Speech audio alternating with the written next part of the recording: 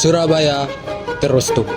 Namun, pertumbuhan tersebut terus dibayang-bayangi oleh persoalan klasik yang belum selesai. Banjir. Di Simo Hilir dan Simo Mulyo Baru sendiri, genangan air bukan sekedar peristiwa tahunan, tetapi sudah menjadi ancaman yang mengancam bagi kehidupan sehari-hari bagi warga sekitar.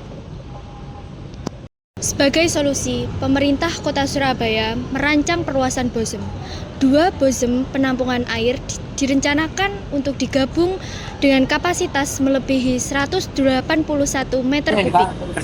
Untuk sementara Pak, mungkin penanganannya seperti apa Pak? Mengantisipasi genangan seperti kemarin Pak? Yang di posisi mana? Yang di Simo Pak? Kalau yang di Simo Kalangan, Mungkin ada perbaikan tanggul dan sebagainya Pak? tanggul tidak ada.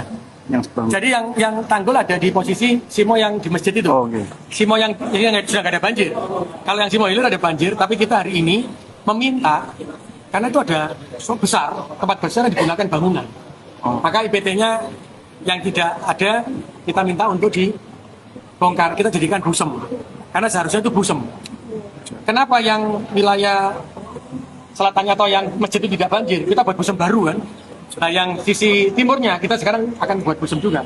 Tapi yang sudah ada IPT-nya, yang tidak ada IPT-nya kita mulai bongkar.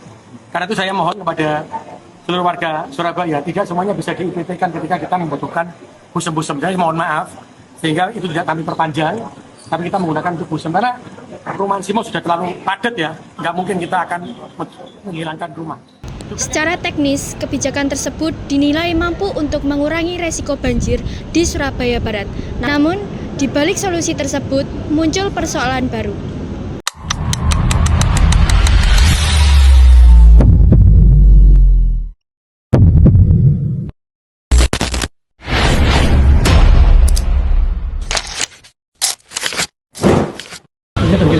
Banjir, nggak ada genangan sama sekali. Yang sini ada genangan karena apa? Jebole lengsengan. Nah ini ada beberapa tanah pemerintah kota yang ada rumah dan bangunan yang ini akan kita jadikan BOSEM. Karena bangunan itu sudah tidak lagi diperpanjang sejak tahun 2019. Makanya saya bilang sama teman-teman, les gak diperpanjang, ya wis bongkaran, jadi BOSEM.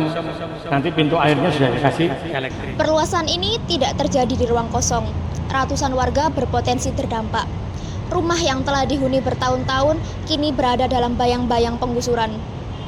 Bagi pemerintah, ini adalah proyek strategis. Bagi warga, ini tentang tempat tinggal dan kehidupannya. Di tengah situasi ini, peran DPRD Surabaya sangat penting.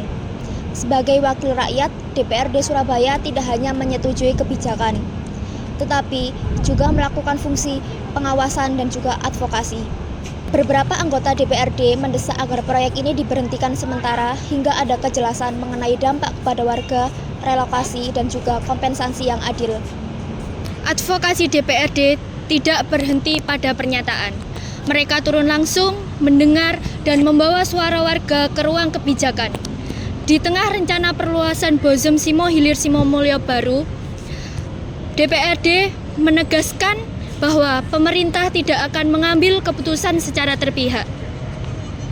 Melalui forum resmi di DPRD Kota Surabaya, mereka menuntut adanya kejelasan relokasi, kepastian kompensasi, dan jaminan bahwa tidak ada warga yang kehilangan haknya tanpa ada solusi.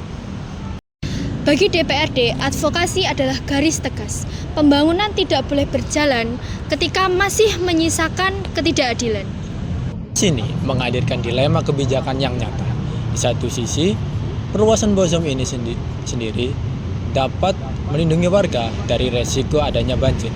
Kemudian, di sisi yang lain, perluasan BOSEM ini dapat menyebabkan ratusan, bahkan ribuan warga kehilangan tempat tinggal mereka.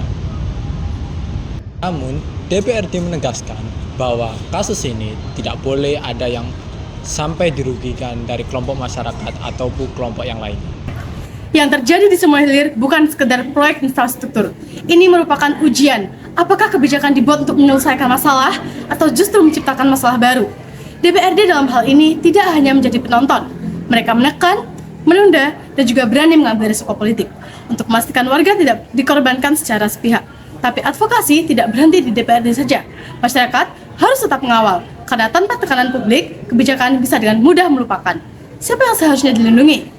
Jadi, pertanyaannya sekarang, apakah kita akan diam atau kita ikut mengadvokasikannya?